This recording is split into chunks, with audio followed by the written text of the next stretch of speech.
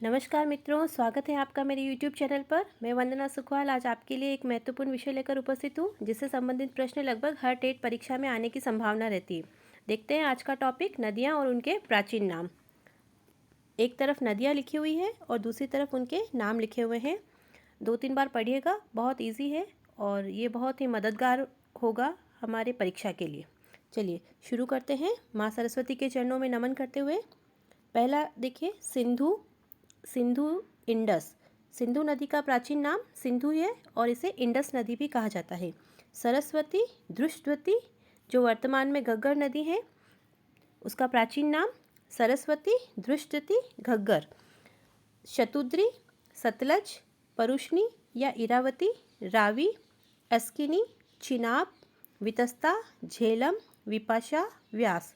एक बार फिर से देखिए, सिंधु या इंडस, सरस्वती, दृष्टवती, घग्गर, शतुद्री, सतलज, परुष्णी, इरावती, रावी, अस्किनी, चिनाब, वितस्ता, झेलम, विपाशा, व्यास।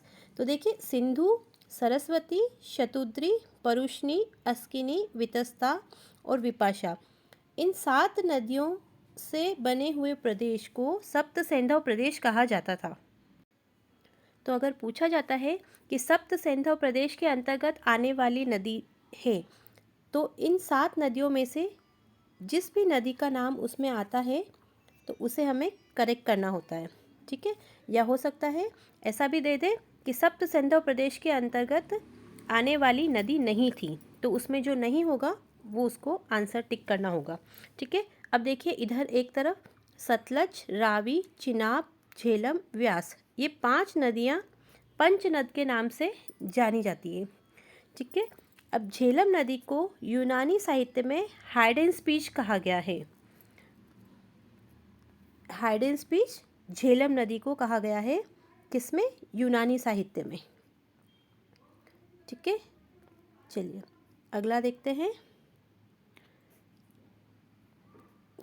कालिंदी, यमुना, गोमल, गोमती, गंडक, सुधानीरा, सुवास्तु, काबुल, कुंभा, कुर्मुदा, कुर्रम।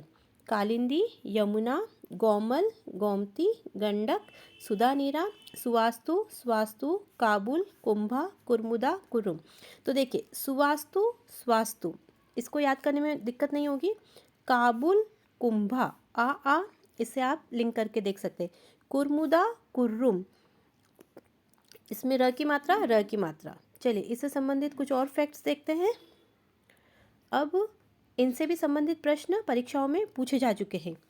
अब ऋग्वेद में उल्लेख किया गया है नदियों का, तो कौन सी नदी का कितनी बार उल्लेख हुआ है, इसका प्रश्न भी पूछा गया है। गंगा नदी 1 बार, यमुना नदी 3 बार। गंगा नदी का 1 बार उल्लेख किया गया है और यमुना नदी का 3 बार उल्लेख किया गया है। अब ऋग्वेद के नदी सूक्त में 19 नदियों के नाम बताए गए हैं। नदी सूक्त में 19 नदियों के नाम बताए गए हैं। चारों वेदों में उल्लेखित नदियां हैं 31। ये संख्या याद करना बहुत ज़रूरी है, क्योंकि इससे संबंधित प्रश्न ऐसे बनता है कि ऋग्वेद के नदी सूक्त में नदियों की संख्या है, तो वो ऑप्शन 17, 18, 19, 20 इस तरह से देगा, तो हमको फैक्ट याद करना ही है, ठीक है। और चारों वेदों में कुल कितनी नदियों के बारे में उल्लेख किया गया है? 31 नदियों का। अब देखिए, सबसे पवित्र नदी सरस्वती को बताया गया है ऋग्वेद में। इसे नदी तमा भी कहा गया है। ज़्यादातर हमें ध्यान में रहता है गंगा नदी का, लेकिन ऋग्वेद में सबसे पवित्र नदी सरस्वती को कहा गया है, इसलिए गंगा नदी ऑप्शन हमारा आंसर करेक्ट नहीं होगा, ठीक है। चलिए आगे देखते हैं।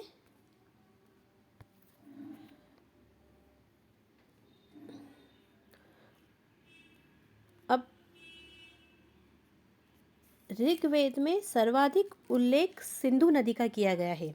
अब ऋग्वेद में सबसे पवित्र नदी तो मानी गई है सरस्वती, लेकिन सर्वाधिक उल्लेख कौन सी नदी का किया गया है? तो सिंधु नदी का किया गया है। कुछ और फैक्ट देखते हैं। अब देखिए, वैदिक कालीन आर्यों का केंद्रीय स्थल जो था सप्त सैंधव प्रदेश। वैदिक कालीन आर्यों का केंद्रीय स्थल था सप्त सैंधव प्रदेश, जो मैंने 7 नदियाँ ऊपर बताई है जिन्हें सप्त सिंधु प्रदेश के अंतर्गत गिना जाता है, तो वो था वैदिक कालीन आर्यों का केंद्र स्थल या ऋग्वैदिक कालीन आर्यों का। अब उत्तर वैदिक कालीन आर्यों का केंद्रीय स्थल था गंगा यमुना दोआब। तो ये बड़ा कंफ्यूज करने वाला है, ये गंगा यमुना दोआब रीट 2017 में पूछा जा चुका है कि उत्तर वैदिक कालीन आर्यों का केंद्रीय स्थल था, तो वहाँ ऑप्शन में सप्त सिंधु प्रदेश भी था और गंगा यमुना दोआब भी था। ठीक है, तो कैसे देखिए, जो ऋग्वेद कालीन बताया गया है समय, वो है 1500 से 1000 ईसा पूर्व। ठीक है, और जो उत्तर वैदिक काल है 1000 से 600 ईसा पूर्व बताया गया है।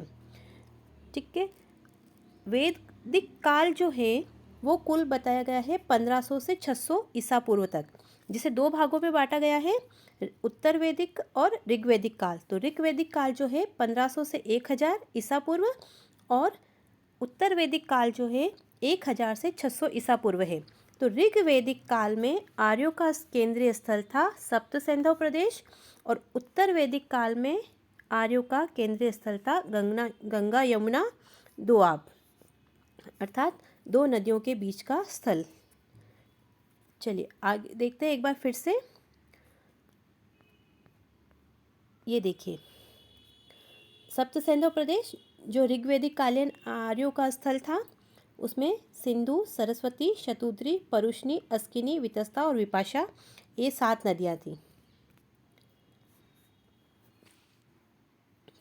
एक बार फिर से हम इसका क्विक रिवीजन करते हैं और जल्दी से इनके नाम याद करने की कोशिश करते हैं। आप मेरे साथ साथ बोलते जाना तो आपको अच्छे से याद हो जाएगा, और अगर एक प्रश्न भी इससे संबंधित परीक्षा में आता है तो वो हमारे लिए बहुत ही हेल्पफुल होगा। देखिए, सिंधु, इंडस, सरस्वती, धृष्टवती, घग्गर, शतुद्री, सतलज, परुष्णी, इरावती, रावी। ये परुष्णी भी रीट परीक्षा में पूछा जा चुका है। अस्किनी, चिनाब, वितस्ता, झेलम, विपाशा, व्यास, कालिंदी, यमुना।